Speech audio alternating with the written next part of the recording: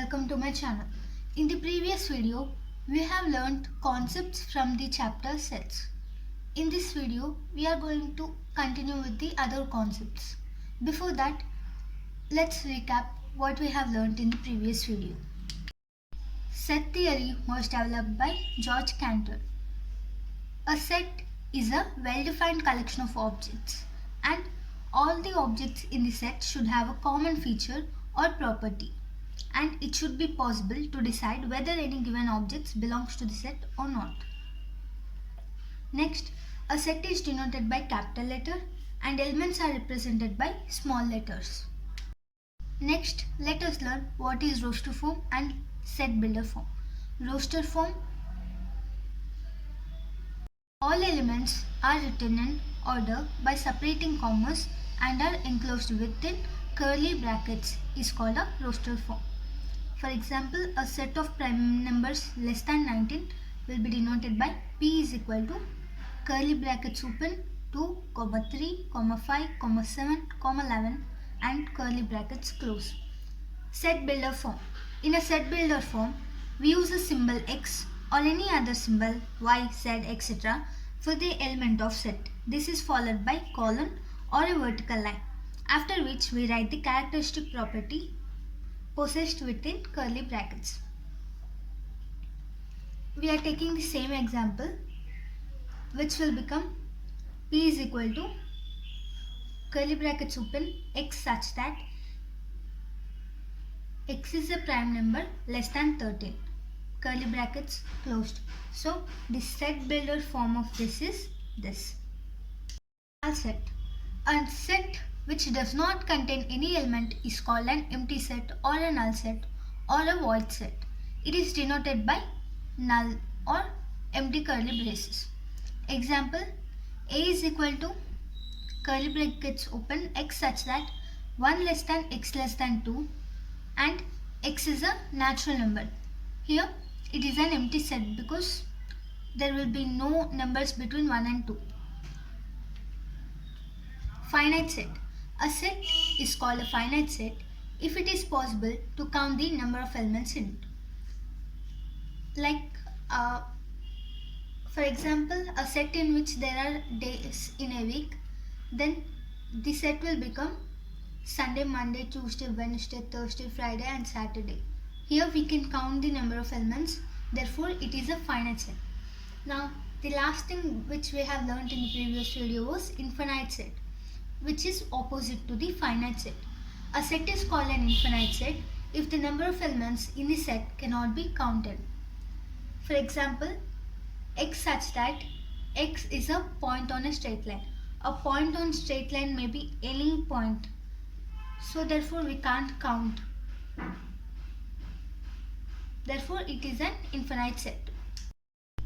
Next concept that we are going to learn is of a cardinal number. Cardinal number. A cardinal number represents the number of elements in the set. The number of elements in the set is called the cardinal number of the set. If A is a set, then N of A represents cardinal numbers. That is, N of A represents the number of elements in the set A. For example, if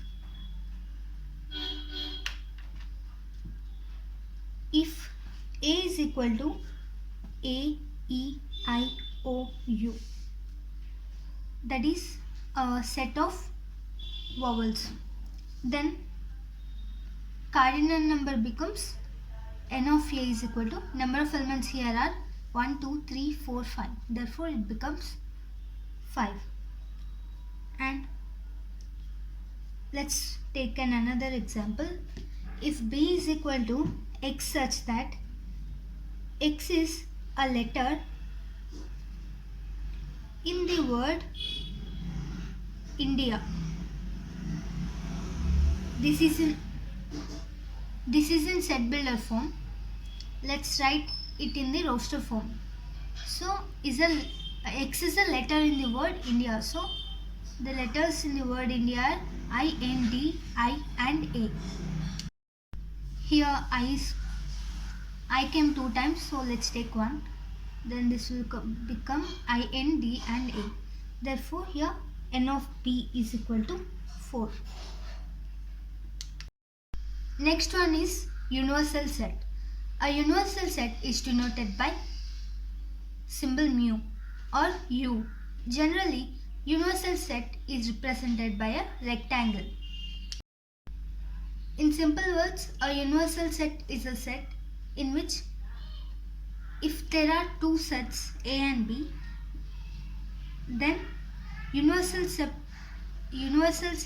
represents both the sets together.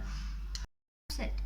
If every element of set A is also an element of set B, then the set A is said to be a subset of set B. It is represented as A subset of B. This is the symbol of subset. For example, if A is equal to 4, 8 and 12 and B is equal to 2, 4, 6, 8, 10 and 12, then A becomes subset of B because every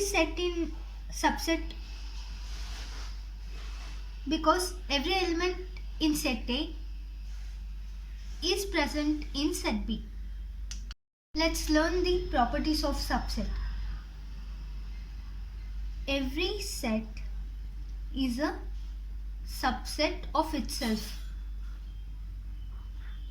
That is, A is a subset of A in this and B is a subset of B because every element present in this is present in this because they both are same. And an empty set is a subset of every set. That is a subset of A. And if A is subset of B and B is subset of C, then A is the subset of C according to transitive property. Equal set. Two sets A and B are called as equal sets if every element of A belongs to B and vice versa. That is, if every set of B also belongs to A. If two sets are equal sets, then it can be written as A is equal to B. For example, A be the set of prime numbers less than 6, which will be 2, 3 and 5.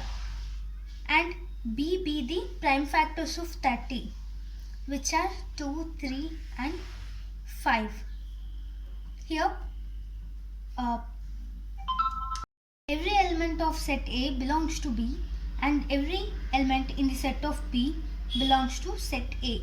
Therefore, they are known as equal sets. Next, let us learn about Venn diagrams. Venn diagrams are also called as Venn-Euler diagrams or simply a Venn diagrams. It is a way of representing relationships between sets. These diagrams consist of rectangle and closed curves, usually circles. For example, if A and B are two sets, then draw the both sets in the form of two circles and we name them as A and B. This set is called universal set. We use Venn diagrams to represent the relationship between the sets. We have arithmetic operations for numbers. In the same way, we have operations between sets, which are called as union, intersection, and difference of sets. First, let us learn union of sets. The union of A and B is the set which contains all elements of B and A. And common common elements are taken only once, and it is denoted by letter U, and symbolically we write it as AUB and read it as A union B. Next we are going to learn intersection of sets. So the intersection of A and B is the set in which the elements that are common to both A and B are written, and it is denoted by reverse U. This is the symbol which is used for intersection. In union of sets we wrote that common elements are taken only once. Those common elements are written at the intersection of sets, and it can be written as A intersection B. Disjoint sets are sets in which there are no common elements in set A and set B. If A and B are disjoint sets, then A intersection B will be null, and if A intersection B is null, then n of A intersection B is equal to 0. Next is difference of sets. The difference of sets A and B is the set of elements which belongs to A but do not belong to B. We denote the difference of A and B by A minus B. Now, let's write this in the set builder form. A minus B is X such that X belongs to A and X does not belong to B. Therefore, the elements that are only present in set A are called A minus B. And now B minus A represents a set such that X belongs to B and X does not belong to A, in the same way as this one. For example, if A is equal to 1, 2, 3, 4 and 5 and B is equal to 4, 5, 6 and 7, then A minus B is equal to 1, 2, 3, because the elements which are only present in A and not present in B are 1, 2, 3. And B minus A will become 6 and 7 because they are present in only set B. Now let's draw a Venn diagram to represent this.